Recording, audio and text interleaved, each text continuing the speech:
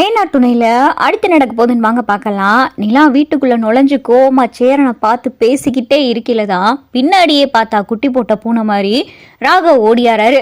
ராகவோடைய car சத்தம் கேட்குது. நிலா எட்டி பார்க்குறாங்க. பார்த்தா ராகவ். இவர் எதுக்கு இங்கே வந்தார் அப்படின்னு சொல்லி நிலா பார்த்தா பதட்டப்பட, என்னப்பா நிலா, என்னப்பா ஆச்சு, ஏன்பா கோவப்படுற அப்படின்னு சொல்லி சேரன் கேட்டுக்கிட்டே இருக்கையில நிலா திரும்பி பார்க்கறத பார்த்துட்டு எல்லாரும் பார்க்குறாங்க. பார்த்தா ராகவ் வராரு. இவன் எதுக்கு இங்கே வரான் அப்படின்னு சொல்லி சோழன் மனசுக்குள்ள நினைக்கிறாரு. பின்னாடியே பார்த்தா ராகவ் ஓடியாராரு. என்ன நிலா பேசிக்கிட்டே இருக்கையில வந்துட்டு அப்படின்னு சொல்லிட்டு ராகவ் கேட்கையில, இங்கே பாருங்க ராகவ், நீங்கள் ரொம்ப தப்பா பேசுறீங்க அப்படின்னு சொல்லி நிலா சொல்லவும், என்னப்பா நிலா, என்னதான்ப்பா நடந்துச்சு அப்படின்னு சொல்லிட்டு சேரன் கேட்கவும், இங்கே பாருங்க சேரன், நான் எல்லாத்தையும் வெளிப்படையாவே சொல்லிடுறேன். எனக்கு நிலாவை கல்யாணம் பண்ணிக்கிறேன்னு ஆசைப்படுறேன். நிலாவை நான் காதலிக்கிறேன் அப்படின்னு சொல்லிட்டு இங்கே ராகவ் சொல்லையில் பாண்டி, பல்லவன், சோழன் எல்லாருக்கும் பார்த்தா பயங்கரமாக கோவம் வருது. சோழன் அவ்வளவு ஆத்திரத்தையும் மனசுக்குள்ள அடக்கிக்கிட்டு பொறுமையாக பேசுகிறாரு. அப்போதான் நிலா, என்ன ராகவ், நான் அவ்வளோ தூரம் ஆஃபீஸில் சொல்லியும் இங்கே வந்து இப்படி சொல்லிக்கிட்டு இருக்கீங்க அப்படின்னு சொல்லி நிலா கேட்கவும், அதான் எனக்கு தெரியுமே உனக்கு நடந்தது ட்ராமா கல்யாணம்னு. நீயும் அவனும் புருஷ முண்டாட்டியே சேர்ந்து வாழவே இல்லை. அதுக்கப்புறம் எனக்கு உன்னை பிடிச்சிருக்கு நிலா, நான் உன்னை கல்யாணம் பண்ணிக்கிறேன்னு ஆசைப்படுறேன். நீ என்னையத்தான் கல்யாணம் பண்ணிக்கிறேன்னு அப்படின்னு சொல்லி இங்கே ராகவ் பேசையில் அப்போதான் நடேசன், இங்கே பாருப்பா, நானும் எதுவும் பேசக்கூடாதுன்னு பார்த்தேன். நீ வந்த இடமே சரியில்லாத இடம். இங்கே பாரு, நிலா என் வீட்டு மருமக. சோழனுக்கும் நிலாவுக்கும் கல்யாணம் ஆயிடுச்சு. அந்த பிள்ளை தான் சொல்லுதுல கல்யாணம் ஆயிடுச்சுன்னு. அப்புறம் திரும்ப திரும்ப என்னையே தான் கல்யாணம் பண்ணிக்கிறேன்னு சொல்கிற.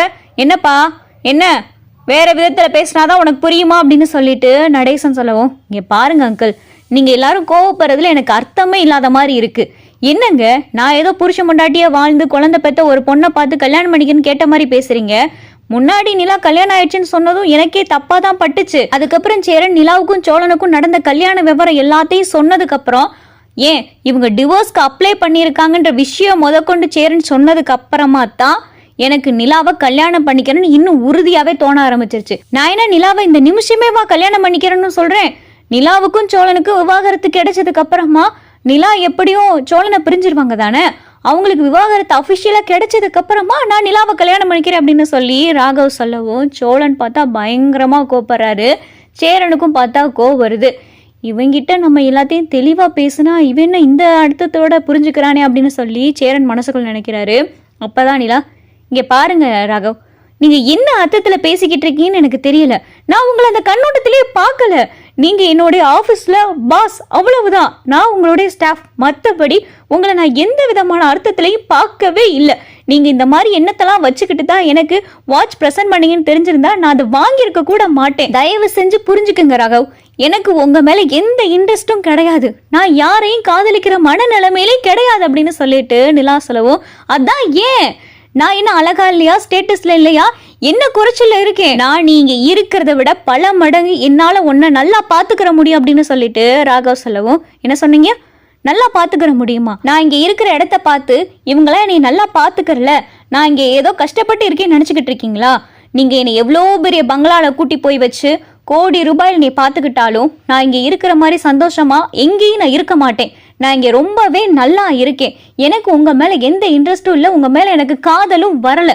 தயவு செஞ்சு நீ விட்டுருங்க ராகவ் அப்படின்னு சொல்லிட்டு நிலா பேசவும், அதுதான் ஏன் உனக்கும் சோழனுக்கும் தான் எந்த விதமான கனெக்டுமே இல்லையே, அப்புறம் என்ன அப்படின்னு சொல்லிட்டு ராகவ் திரும்ப திரும்ப கேட்கவும், அப்போதான் நிலா, ஏன்னா நான் சோழனை காதலிக்கிறேன் அப்படின்னு சொல்லிட்டு பட்டுன்னு பார்த்தா நிலா போட்டு உடைச்சிடுறாங்க.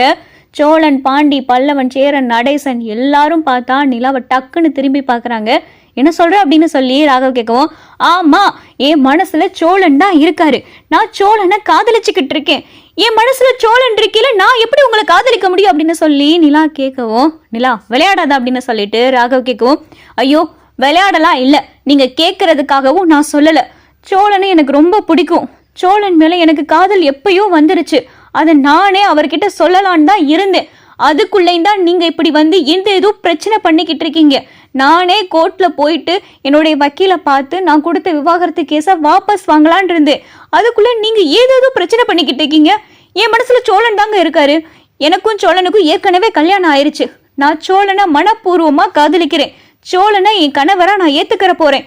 இதுக்கு மேல நான் எப்படிங்க உங்களுடைய லவ் அக்செப்ட் பண்றது அப்படின்னு சொல்லி நிலா பார்த்தா படபடன்னு மனசுக்குள்ள இருக்கிற எல்லாத்தையும் போட்டு உடைக்கவும், அப்பதான் சோழன், என்னங்க இவர்கிட்ட இருந்து தப்பிக்கிறதுக்காக இப்போ என்னை காதலிக்கிறேன்னு பொய் சொல்கிறீங்களா அப்படின்னு சொல்லி சோழன் கேட்கவும், ஐயோ சோழன் கிடையாது சோழன் அப்படின்னு சொல்லிட்டு நிலா பார்த்தா சோழன் பக்கத்தில் வந்து சோழனுடைய கையை பிடிச்சு, இங்கே பாருங்க சோழன், எனக்கு உங்கள் மேலே கோபம் இருந்துச்சு, நீங்கள் பொய் சொன்னீங்க, ஃப்ராடுத்தனம் பண்ணீங்க, ஏதேதோ தேவையில்லாமல் என்னென்னோ பண்ணிக்கிட்டு இருப்பீங்க, ஏதோ ஒரு பொண்ணுக்கிட்ட என்னைய வெறுப்பேத்துன்றக்காக பேசுவீங்க, இப்படி நீங்கள் என்ன பண்ணாலும் உங்ககிட்ட ஒரு நல்ல குணம் இருக்குது.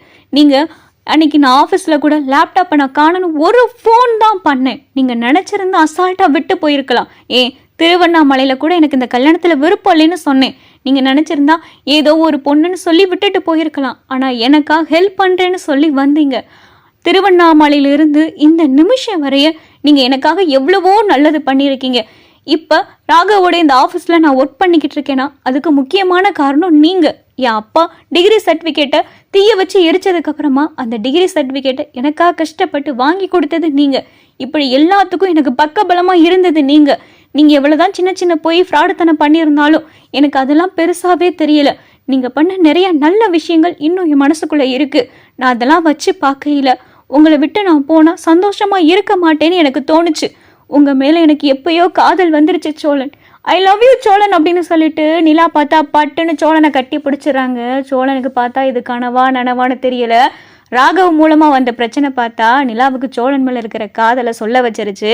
உண்மையாக அவங்க சொல்கிறீங்க அப்படின்னு சொல்லி சோழன் கேட்கவும், ஆமாம் சோழன், எனக்கு உங்களை தான் பிடிச்சிருக்கு, நீங்கள் தான் என் மனசு முழுக்க இருக்கீங்க. எனக்கு ராகவ் மேலே எந்த இன்ட்ரெஸ்ட்டும் கிடையாது. ராகவ் எனக்கு வாட்ஸ்அப்பில் பேசும்போதும் சரி, என்கிட்ட பழகும் போதும் சரி, எனக்கு ப்ரெசென்ட் பண்ணும்போதும் சரி, எதுவுமே என் மண்டையில் ஏறவே இல்லை. நீங்கள் கொடுத்த வாட்ச் தான் எனக்கு பெருசாக தெரிஞ்சிச்சு. நீங்கள் எனக்கு செஞ்ச உதவி தான் எனக்கு பெருசாக தெரிஞ்சு. நீங்கள் என் கூட பேசாமல் இருந்து சண்டை போட்டால் எனக்கு அது ஹர்ட் ஆச்சு. அதனால தான் நான் உங்ககிட்ட கேட்டேன், ஏன் உங்கள் முகம் ஒரு மாதிரியா இருக்குன்னு சொல்லி.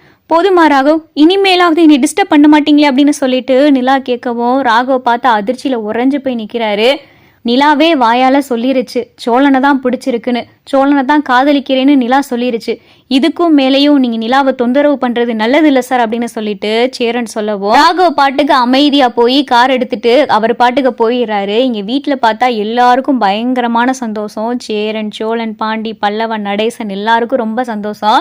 அப்போ தான் நடேசன் சொல்கிறாரு, இந்த ராகவ பையன் பிரச்சனை பண்ணது ஒரு விதத்தில் நல்லதாக தான் போச்சு, இல்லைன்னா நிலா மனசுக்குள்ளே இருக்கிற காதல் வெளியே வந்திருக்குமா அப்படின்னு சொல்லி நடேசன் சொல்லவும், என்னங்க நீங்கள் சொன்னது பொய் இல்லையே, நீங்கள் அந்த ராகவுக்காக எதுவும் பேசலையே அப்படின்னு சொல்லிட்டு சோழன் கேட்கவும், இல்லை நான் பேசினது எல்லாமே உண்மைதான் அப்படின்னு சொல்லிட்டு நிலா சிரிச்சுக்கிட்டே சொல்லி ரூமில் போயிடறாங்க. ஐயோ கடவுளே அப்படின்னு சொல்லிட்டு இங்கே சேரன், சோழன், பாண்டி, பல்லவன் எல்லாரும் பார்த்தா பயங்கரமான சந்தோஷத்தில் இருக்காங்க.